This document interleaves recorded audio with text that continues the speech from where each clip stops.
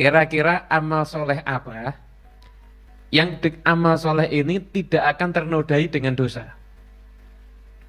Amal soleh apa yang tidak akan ternodai dengan dosa?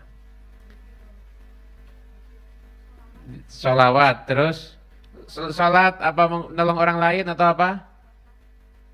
Berpuasa bisa riya. Jadi gini loh, kalau kita nolong orang lain itu kan mungkin aja kita ujub, ya kan? Berharap terima kasih, udah itu nggak ikhlas, kan bisa terjadi seperti itu. Assalamualaikum warahmatullahi wabarakatuh. Berjumpa kembali dengan channel Nasihat Islam. Semoga apa yang disajikan bermanfaat bagi kehidupan kita dunia dan akhirat. Jangan lupa bersyukur alhamdulillahirrabbilalamin dan membaca salawat Allahumma sholli ala Muhammad wa ala ali Muhammad. Bismillahirrahmanirrahim. Alhamdulillahirrabbilalamin. Allahumma sholli wa sallim ala sayyidina Muhammadin wa ala alihi wa sahbihi ajma'in. Assalamualaikum warahmatullahi wabarakatuh. Alhamdulillah, segala nikmat dari Allah Ta'ala. Allah Ta'ala menjadikan kita semuanya bisa berkumpul bersama di tempat yang penuh dengan berkah ini. Semoga anugerah Allah, perlindungan Allah, inayah Allah selalu menaungi kita semuanya insyaallah. Amin ya rabbal alamin. Kira-kira amal soleh apa yang amal soleh ini tidak akan ternodai dengan dosa? Amal soleh apa yang tidak akan ternodai dengan dosa? Sholawat, terus sholat apa, menolong orang lain atau apa? Berpuasa bisa riya. Jadi gini loh, kalau kita nolong orang lain itu kan mungkin aja kita ujub, ya kan? Berharap terima kasih, udah itu nggak ikhlas, kan bisa terjadi seperti itu. Jadi amal soleh ini yang tidak ternodai dengan dosa, dikatakan di situ, walau Anda jawab sholat atau zikir, lebih dalam maknanya dibandingkan itu. Itu adalah al-iqbalu 'ala Allah.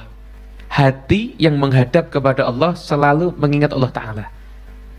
Itu amal soleh yang mana dosa nggak akan membahayakan orang yang punya amal seperti ini. Kenapa? Karena kalau dia tuh rata-rata dominan waktunya itu ingat Allah, maka proses berbuat dosanya itu kecil. Itu yang pertama. Dan kalau sampai dia kepleset berbuat dosa, karena manusia itu pasti berbuat dosa, apa yang terjadi? Dia akan kembali lagi ingat Allah Subhanahu wa Ta'ala. Keburukan, yang mana kalau keburukan ini dialami sama lalai. Apa? Lalai kepada Allah Subhanahu wa Ta'ala. Sholat tapi lalai, yang penting 4 rakaat selesai. Sedekah tapi lupa Allahnya di situ. Pokoknya saya ngasih gitu aja, ya karena kesian gitu aja. Ya dapat berberkahnya insya Allah dapat, pahalanya insya Allah dapat. Tapi yang istimewa itu adalah ketika semua amal soleh itu kita lakukan dengan kita itu ingat kepada Allah Subhanahu wa Ta'ala. Jadi amal soleh yang mana tidak akan ternodai dengan dosa-dosa adalah hati yang menghadap dan ingat kepada Allah Subhanahu wa Ta'ala. Itu insya Allah amal yang paling aman seperti itu. Makanya orang-orang soleh itu, kita lihat ya, orang-orang soleh, kaum solehin, mereka itu selalu berusaha gimana caranya mereka nggak lalai dari Allah sedikit pun. Selalu berusaha seperti itu. Itu yang mereka lakukan. Bahkan sampai ada di antara mereka seorang kekasih Allah yang mengatakan, seandainya aku ini lalai dari Allah sesaat juga, maka ma'adattu nafsi minal muslimin, aku nggak nganggap diriku ini sebagai orang Islam. Jadi tingkatannya orang itu kan macam-macam ya. Kalau kita kan menghindari dosa itu. Ya macam-macam, ada orang yang bukan berusaha menghindari dosa lagi, menghindari banyak dosa. Dikit-dikit dosa mesti ya serempet-serempet tidak apa-apa. Ada lagi orang menghindari dosa sama yang lebih tinggi lagi tingkatannya kasih Allah, mereka itu menghindari lalai dari Allah Ta'ala. Jadi mereka selalu berusaha gimana caranya mereka selalu ingat kepada Allah Subhanahu wa Ta'ala.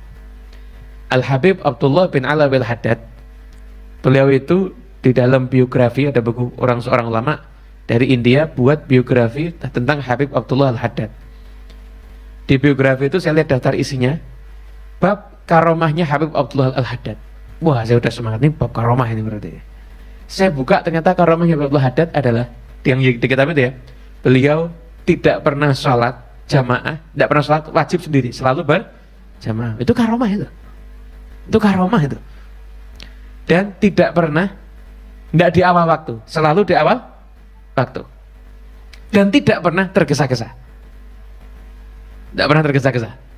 Salatnya Habib Abdullah bin Alawi selalu di awal waktu, kemudian setelah itu berjamaah dan tidak tergesa. Dan lisannya nggak pernah berhenti zikir. Terutama zikir yang paling sering beliau lafadzkan adalah la ilaha. Bahkan sampai beliau itu kalau sedang ngobrol sama orang, kalau beliau ngomong kan tunggu jawaban dari orang kan, itu beliau la ilallah, la ilallah, la ilallah. Jadi kadang sampai ngomong orang itu kadang berjut la ilallah, la ilallah, terus begitu. Karena zikir la ilallah itu sudah menyatu dengan beliau. Hasilnya apa? Kalau sudah seperti itu, maka beliau mengakhiri hidupnya juga yang terakhir dibaca itu ucapan zikir. Jadi Habib Abdullah Al-Haddad itu seorang ulama, benar-benar ulama yang ngaji kitab, ulama ngaji kitab, ngajar kitab terus. Ngajar kitab terus. Itu. Beliau itu paling sering ngajar kitab Sahih Bukhari. Dan beliau ketika wafat itu zikir dengan zikir yang ada di bagian penutup kitab Sahih Bukhari. Dan bagian penutup Sahih Bukhari itu kan ada zikir.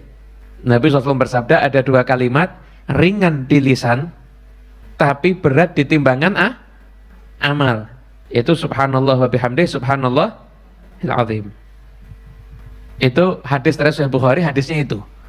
Yaitu beliau ketika meninggalkan dunia ini, itu yang terakhir dilafadznya adalah subhanallah wa bihamdih subhanallahil azim.